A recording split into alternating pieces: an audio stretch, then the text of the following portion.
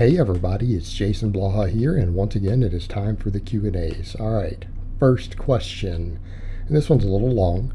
Hey there Jason, so my girlfriend has decided to start hitting the gym to try and gain some muscle. She's asked for my help since she knows I've been strength training for a while, 5 years. Now I can't train her full time because our schedules don't match, so our idea was for me to first teach her the squat, bench, deadlift, overhead press, and barbell row. After that, she would run Ice Cream Fitness 2.0 and ask the instructors at the gym to keep an eye on her form. That part's a bad idea. They immediately objected, explaining that because she's a beginner, she should focus on isolation exercises and machines until she gains more body awareness. This has happened multiple times now. Long story short, his girlfriend's very non-confrontational. It's demotivating. All right.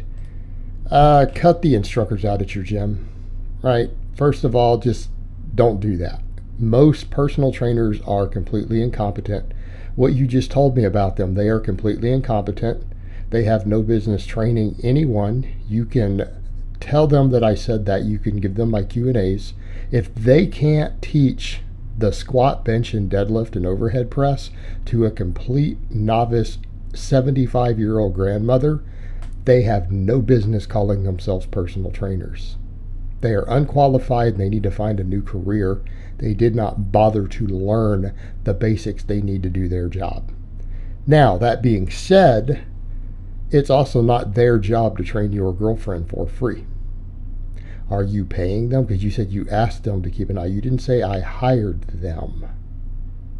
It's not their job to do that. Now, their response, if they knew how to do it, should have been, hey, it's not our job. You're going to have to pay us for that, which would have been fine. But they're clearly incompetent. That being said, teach your girl. Teach your girl. Have her film her lifts for the days that you aren't there. Set up her phone. My clients all film their lifts. You guys you've seen my blogs.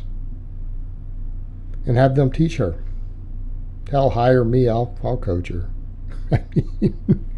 Oh, it's fine. But the point is, you can't be there. So what?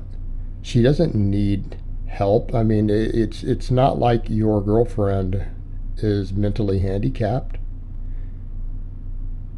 You didn't say that, she has some sort of mental faculty issue, so I'm going to assume she's not.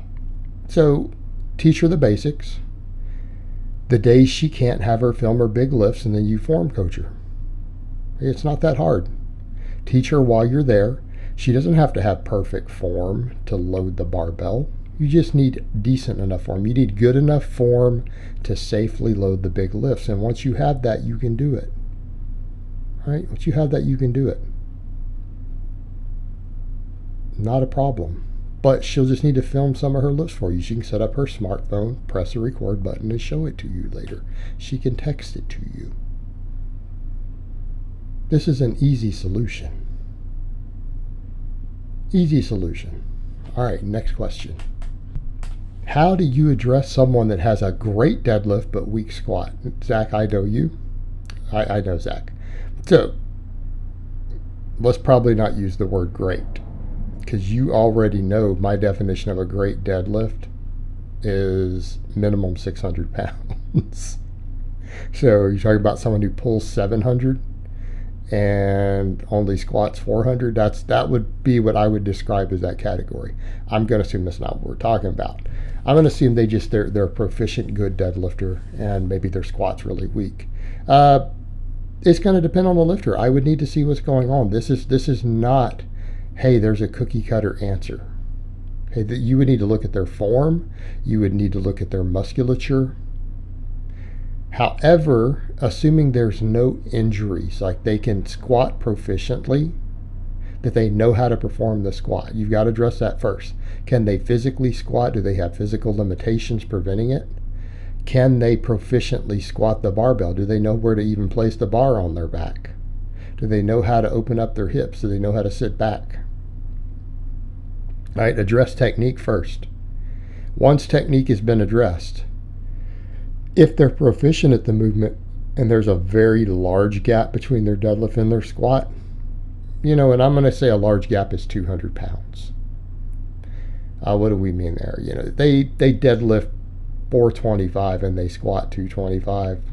I'll say even if they squat 275.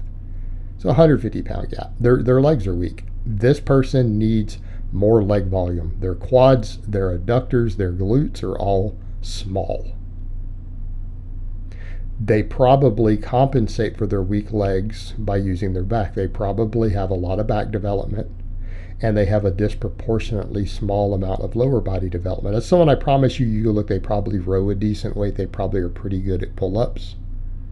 They have no leg development. Well, you've got to put meat on their legs. This means volume hypertrophy, or even if it's volume squatting, even if it's more volume deadlifting, volume deadlifts will build legs. Their training volumes are too low for their legs. They need to put size on them. They need to eat. This is how we fix this. This is 9 out of 10 times, assuming everything else is in order, it's weak legs. And weak legs come from having small legs. And that's a perfect example. If you deadlift 450 and you squat 275, you have tiny legs.